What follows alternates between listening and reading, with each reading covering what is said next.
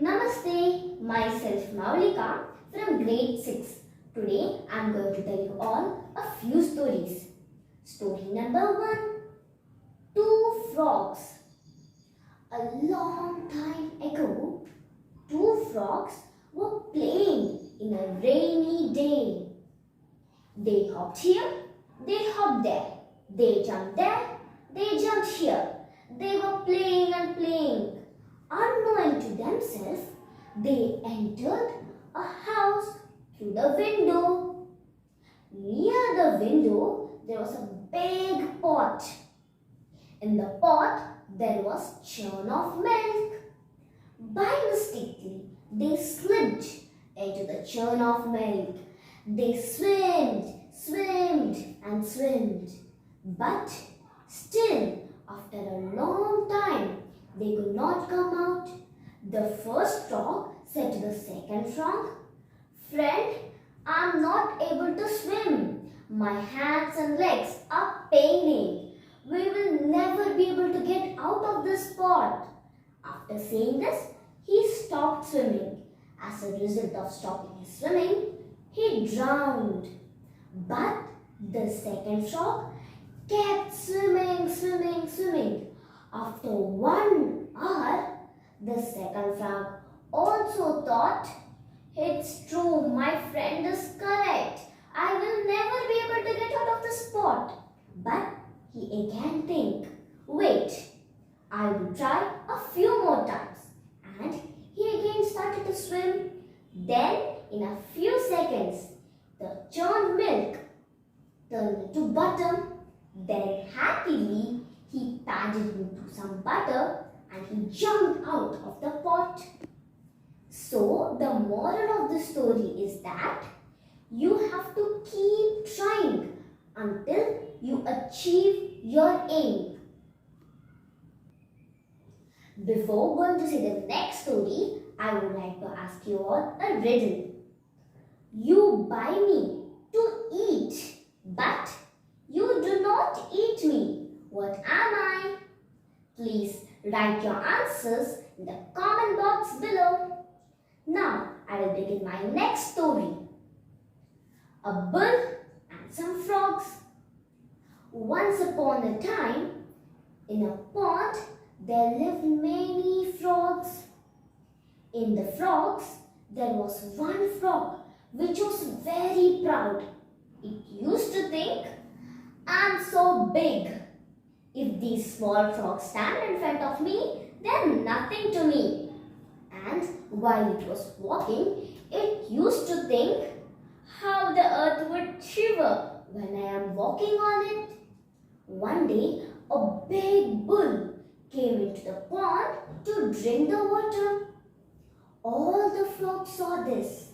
Then, that evening, they were discussing about the topic.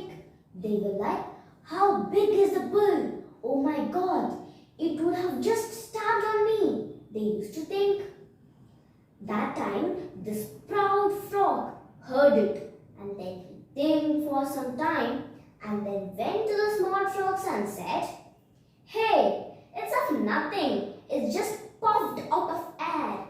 Even I can do that." Now, these small frogs were bored of this proud frog's boastings. So, they all said together, "Okay, now stop talking. You do that."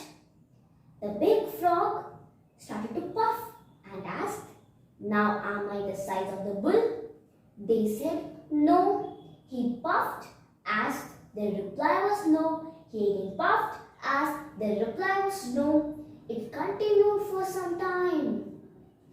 After that, the frog puffed as much as it could, but it was still not as the size of the bull. So the frog said, "No." That time, the frog got angry and he puffed a little, but he burst out as his lungs could not bear the pressure and he died. All the frogs saw this. They were like shocked. They were like, "Oh my God, what is this?" And they started to hop back to the pond. That day, they all thought that this proud frog would not lose his life if we hadn't boasted that much. So, the moral of the story is, proudness is foolishness. Before I say my next story, I will ask you all a riddle. What is the end of everything? Now I will say my next story. The story's title is A Shepherd and a Wolf.